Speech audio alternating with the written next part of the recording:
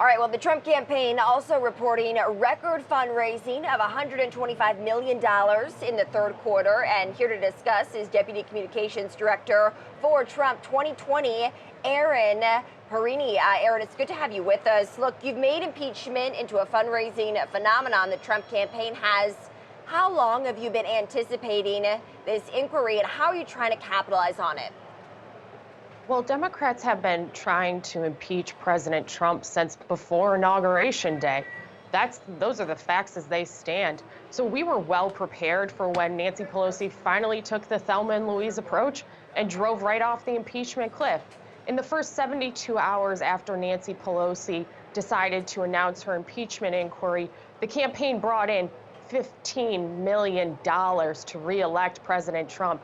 In that $15 million, we saw 50,000 new supporters come and give of their hard-earned paychecks for President Trump. We were prepared because Democrats have been talking about this all along. Nancy Pelosi herself admitted she never changed her mind on impeachment. This is where she's always been. Democrats put impeachment first, and second, they put the facts. That's where they want to go, and we are ready to fight every step of the way. So, Aaron, I guess it raises the question, is the impeachment inquiry good for ginning up support from President Trump's base? The impeachment inquiry is bad for this country because it's bad politics.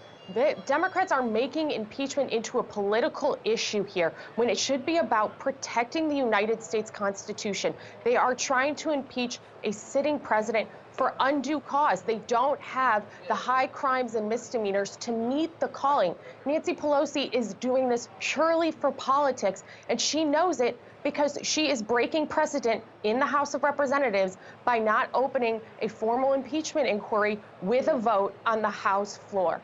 So Democrats are dividing this country, and we are ready to fight back and get President Trump the second term he deserves. Look, it is a very divided time in this country, and it has been for several years now. The word treason, as used by the president, he's used it more than a dozen times, actually, since just a little over a year ago. Is the treason angle going to be built into the Trump 2020 campaign? We're going to make sure that we reflect where the president stands on things. And when it comes to the treason call, it's really funny that the media is so breathlessly covering this. But when Tim Kaine has gone and called the president treasonous, it was pretty much not covered. And let's talk about the rhetoric here. People are acting against the goodwill of the United States. People are taking actions and leaking classified materials to try and sink the sitting president. We stand here on the campaign ready to fight on behalf of the president and get the facts out there. That's our job, and we're going to make sure we reflect the president. Aaron, does the president even understand the meaning of the word treason? Is it appropriate to accuse a political opponent of treason? Did you ask Tim Kaine that question? That's really a ridiculous question. I've heard a lot of ridiculous things, but you're asking if the president knows the meaning of a word. The man is the commander-in-chief of the United States. That's a ridiculous question, and why is it a ridiculous question? He's tweeted about it a dozen times. He's talked about it. Then I think he's well aware of what the term means. But come on, did you ask Tim Kaine if he knew the definition of it? I just want to say, let's hold everybody to fair standards. The last time that an American was convicted of treason was back in the 1940s, and so that's why I think there's a lot of focus and people saying that this is not the accurate term to use going forward. So what we're wondering from you, Aaron, is this a defensible term? Do you think treason is the right word that President Trump should be using? President Trump will use whatever word he sees to fit the moment and the cause. Is it appropriate for Adam Schiff to lie about what is actually in the transcript? Is it appropriate for the president's adversaries to go as far as to promote execution? Is it appropriate that other people would say treason, but you guys are going to come after this president for using it? Let's make sure the standards are equal here. The president is in the right. The president has done nothing wrong, and the truth will prevail in this matter. Well, we're here on the floor of the New York Stock Exchange, Aaron. Let's talk manufacturing data, because yesterday, as soon as this ISM manufacturing data came out, the Dow dropped 300 points. The president ran on a platform partly about bringing manufacturing jobs back here to the United States, but yesterday's numbers show the worst reading in a decade since the financial crisis. How do you change that narrative going into the 2020 election that manufacturing in this country is indeed in a recession?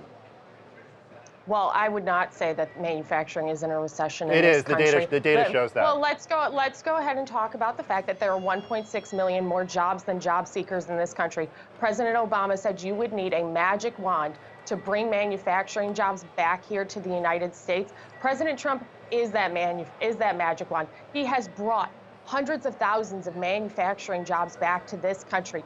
We are talking about good paying jobs. We are talking about union workers who have opportunities that did not exist in previous administrations. This economy is on the strongest footing it has seen in generations, and that is a direct result of President Trump's policies.